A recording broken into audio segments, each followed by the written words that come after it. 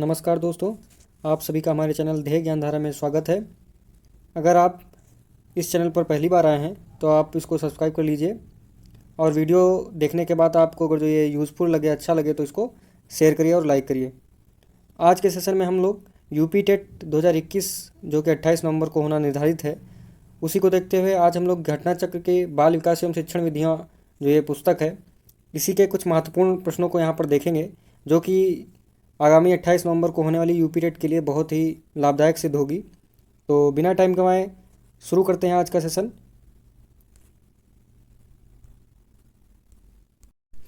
दोस्तों, इस सेशन में जितने भी क्वेश्चंस हैं वह सभी घटना चक्र बुक के बाल मनोविज्ञान, जो बाल विकास एवं शिक्षण विद्या जो बुक है, जो आप लोगों का सब्जेक्ट है बाल मनोविज्ञान, उसके पहले चैप्टर बाल विकास से संबंधित सभी प्रश्न होंगे।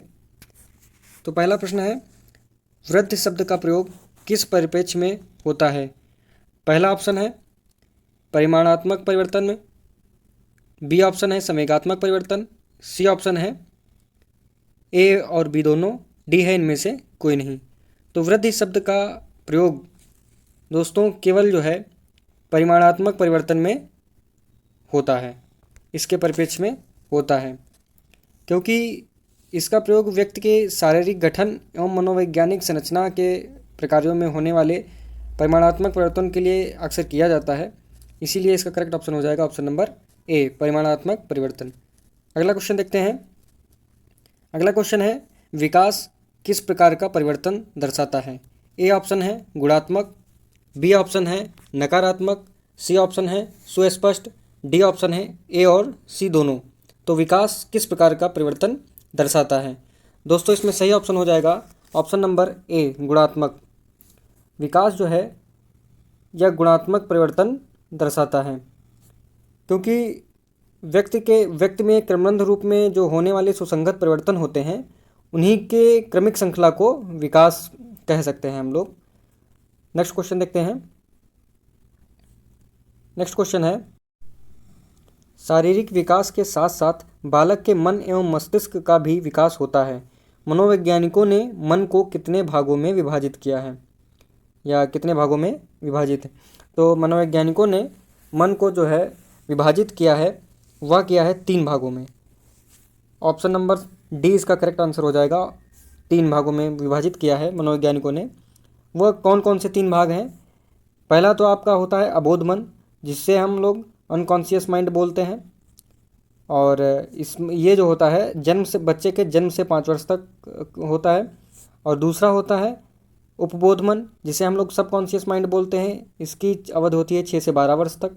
और ये पहले वाले की जो अनकॉन्शियस होता था, इसका था जन्म से लेकर 5 वर्ष तक। और जो तीसरा है वह है बोध मन, जिसे हम लोग कॉन्शियस माइंड बोलते हैं। इसका टाइम पीरियड होता है 12 वर्ष से लगाकर मृत्यु तक।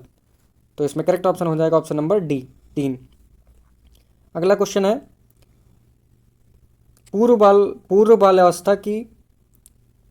पूर्व बालकाल की अवस्था कब से कब तक होती है? ऑप्शन नंबर ए है जन्म से 2 वर्ष तक, ऑप्शन नंबर बी है 2 से 6 वर्ष तक, ऑप्शन नंबर सी है 6 से 12 वर्ष तक, और ऑप्शन नंबर डी है 12 से 18 वर्ष तक। तो जो पूर्व बाल्यकाल की अवस्था होती है दोस्तों, वह होती है 2 से 6 वर्ष तक। तो इसमें ऑप्शन नंबर बी करेक्ट हो जाएगा, 2 से 6 वर्ष तक। अगला क्वेश्चन देखते हैं, नैतिक विकास का काल कहा जाता है? ए ऑप्शन है शैशवावस्था को, बी ऑप्शन है किशोरावस्था को, सी ऑप्शन है पूर्णावस्था को, डी ऑप्शन है उत्तर बाल्यकाल को या उत्तर बाल्यावस्था को। तो इसमें करेक्ट ऑप्शन हो जाएगा ऑप्शन नंबर डी, उत्तर बाल्यकाल अवस्था को जो नैतिक विकास का काल कहा जाता है, क्योंकि इस अवस्था के आने तक जो है बच्चा अनुशासन और नियम का महत्व समझने लगता है। वह समझने लगता है कि हमारे लिए क्या गलत है, क्या सही है, और अगर जो हम इस चीज़ को करेंगे तो इसके क्या परिणाम हो सकते हैं। तो यह उत्तर बालिकाल अवस्था तक स्टार्ट हो जाता है। नेक्स्ट क्वेश्चन है, किस अवस्था को आंधी और तूफान की अवस्था कहा जाता है? यूपी टेट, सी टेट और अदर स्टेट में जो टेट परीक्षाएं होती हैं, उन सभी का ये फेवरेट क्वेश्चन है। किस काल को आंधी और तूफान का काल, या किस अवस्था को आंधी और तूफान की अवस्था कहा जाता है? तो देखते हैं। ऑप्शन ए है बाल्यावस्था, ऑप्शन बी है किशोरावस्था, ऑप्शन सी है प्रौढ़ावस्था, और ऑप्शन डी है वृद्धावस्था। तो इसमें करेक्ट ऑप्शन हो जाएगा ऑप्शन नंबर बी, किशोरावस्था को आंधी और तूफान की अवस्था कहा जाता है। किशोरावस्था जो कि 12 से 18 वर्ष तक जो होती 12 किशोरावस्था 12 से 18 वर्ष तक जो है बाल्यकाल से प्रौढ़ावस्था की ओर बढ़ने के क्रम के बीच में इसका क्रम के बीच के काल को कहते हैं किशोरावस्था।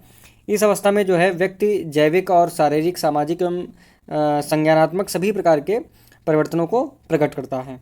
ठीक है, देखते हैं अगला क्वेश्चन। अगला क्वेश्चन है, आनुवंशिकता माता पिता से बच्चों में विशिष्ट गुणों का संक्रमण है, यह कथन किसका है? तो ए ऑप्शन दिया हुआ है डगलस एवं हॉलैंड, बी ऑप्शन है रूथ बेनेडिक्ट, सी ऑप्शन है डगडेल, डी ऑप्शन है पेंडल व्हील। तो इसमें करेक्ट ऑप्शन हो जाएगा ऑप्शन नंबर बी, आनुवंशिकता माता पिता से बच्चों में विशिष्ट गुणों का संक्रमण है, यह कहा था रूथ बेनेडिक्ट ने। नेक्स्ट क्वेश्चन है, संवेग चेतना की वह अवस्था है जिससे रागात्मक तत्व की प्रधानता रहती है, यह किस विद्वान के विचार हैं? तो यह किस मनोवैज्ञानिक ने कहा था कि संवेग चेतना की वह अवस्था है जिसमें रागात्मक तत्व की प्रधानता रहती है? तो देखते हैं इसका करेक्ट ऑप्शन क्या होगा। ए ऑप्शन दिया हुआ है वुडवर्थ, बी है जे.एस. रॉस, सी ऑप्शन है मैकडूगल, डी ऑप्शन है ड्रेवर। तो इसमें करेक्ट आंसर हो जाएगा option number B, J S. Ross ने कहा था कि संवेग चेतना की वह अवस्था है जिसमें रागात्मक तत्व की प्रधानता रहती है। अगला क्वेश्चन है कि किशोरावस्था में मस्तिष्क का भार होता है। किशोरावस्था में मस्तिष्क का भार क्या होता है, देखते हैं। ए ऑप्शन दिया हुआ है 350 ग्राम, बी ऑप्शन दिया हुआ है 1260 ग्राम, सी ऑप्शन दिया हुआ है 1260 से 1400 ग्राम, डी ऑप्शन दिया हुआ है 1600 ग्राम। तो किशोरावस्था में जो है मस्तिष्क का भार क्या होता है? दोस्तों इसका सही आंसर हो जाएगा ऑप्शन नंबर सी, 1260 से 1400 ग्राम किशोरावस्था में मस्तिष्क का भार होता है। देखते हैं अगला क्वेश्चन, निम्न में से कौन शिक्षण के प्रमुख ध्रुव में शामिल नहीं है? ए ऑप्शन है अधिगम, बी ऑप्शन है शिक्षक, सी ऑप्शन है शिक्षार्थी, डी ऑप्शन है पाठ्यक्रम। यह भी मोस्ट इंपॉर्टेंट क्वेश्चन है, कई बार परीक्षाओं में पूछा गया है कि इसमें जो है 4 ऑप्शन दे दिए जाते हैं और कौन शिक्षण के प्रमुख ध्रुव में नहीं शामिल है, शिक्षण के प्रमुख ध्रुव में कौन नहीं। तो इसमें करेक्ट ऑप्शन हो जाएगा ऑप्शन नंबर ए, अधिगम। अधिगम जो है शिक्षण के प्रमुख ध्रुव में शामिल नहीं है। तो शिक्षण के प्रमुख ध्रुव में क्या शामिल है? शिक्षण के प्रमुख ध्रुव में शिक्षक शामिल होता है, शिक्षार्थी शामिल होता है और पाठ्यक्रम शामिल होता है। तो इसके जो है प्रमुख ध्रुव ये तीनों होते हैं, शिक्षक, शिक्षार्थी और पाठ्यक्रम। ये त्रिध्रुव भी बोले जाते हैं शिक्षण के एक शिक्षक हो जाएगा आपका, एक शिक्षार्थी हो जाएगा और पाठ्यक्रम हो जाएगा।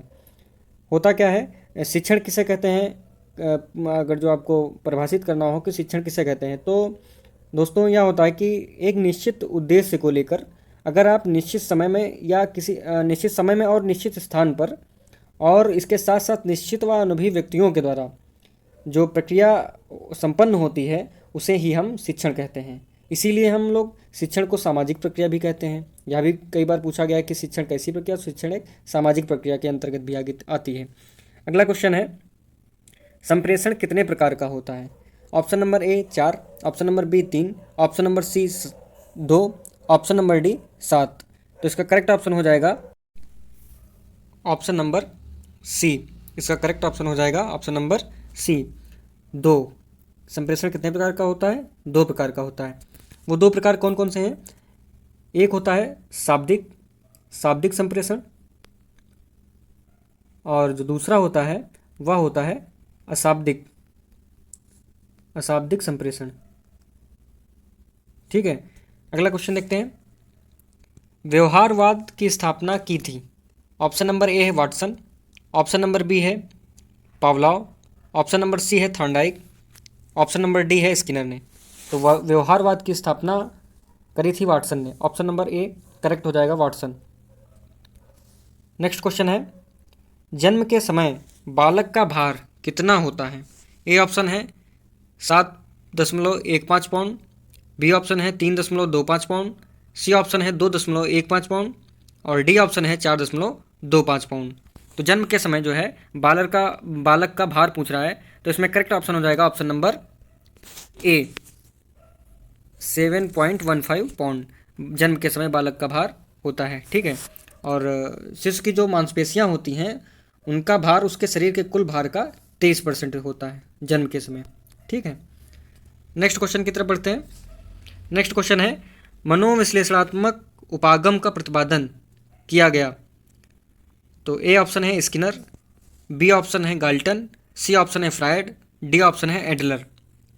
तो मनोविश्लेषणात्मक उपागम का जो है वह प्रतिपादन किसके द्वारा किया गया था?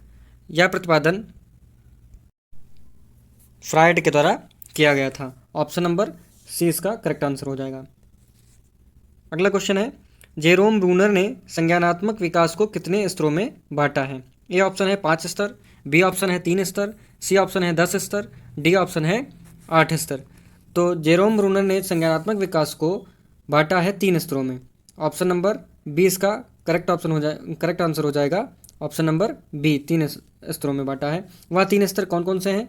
पहला स्तर होता है क्रियात्मक अवस्था, इन्होंने बताया। दूसरा प्रतिबिंबात्मक अवस्था, और तीसरा इन्होंने बताया है संकेतात्मक अवस्था को। नेक्स्ट क्वेश्चन है,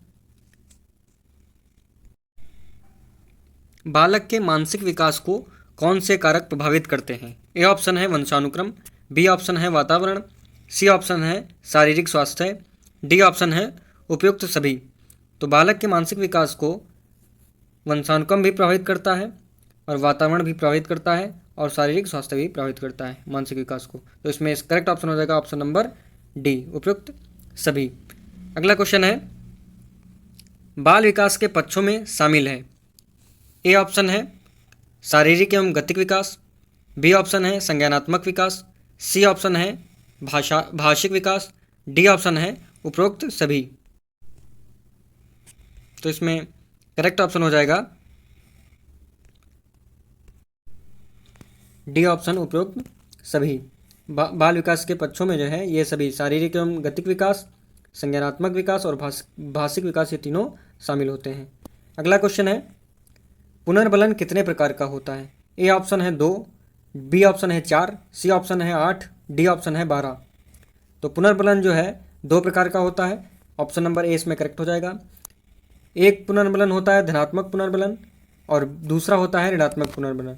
तो जो धनात्मक पुनर्बलन होता है उसमें क्या होता है, जैसे कि हम बालक की प्रशंसा करते हैं, उसको पुरस्कार देते हैं, उसको शाबाशी देते हैं, वह आता है धनात्मक पुनर्बलन के अंतर्गत। और जो ऋणात्मक पुनर्बलन होता है उसमें यह होता है कि जब हम बालक को डांटते हैं या फटकारते हैं या उसको अपमानित करते हैं, तो यह ऋणात्मक पुनर्बलन का प्रकार हुआ।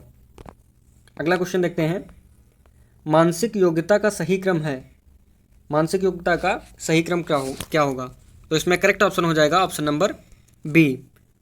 मानसिक योग्यता जो है ज्ञान, फिर बोध, फिर उसका अनुप्रयोग, फिर उसका विश्लेषण, फिर उसका संश्लेषण, और फिर अंततः उसका मूल्यांकन। तो इसमें बी ऑप्शन बिल्कुल करेक्ट हो जाएगा। यह क्वेश्चन यूपी टेट 2018 में पूछा गया है, तो इसलिए यह जो है इंपॉर्टेंट क्वेश्चन, इसको देख लीजिएगा एक बार। तो यह जो है बाल विकास चैप्टर के कुछ महत्वपूर्ण प्रश्न थे घटना चक्र बुक से, तो आप लोग इसको देख लीजिएगा एक बार और फिर से एक बार रिवाइज कर लीजिएगा, तो ये क्लियर हो जाएंगे। वीडियो देखने के लिए आपका धन्यवाद। और अगर जो आपके लिए यूज़फुल रहा वीडियो तो इसको लाइक कीजिए वीडियो को, और हमारे चैनल को सब्सक्राइब कीजिए और इसको शेयर कीजिए। धन्यवाद।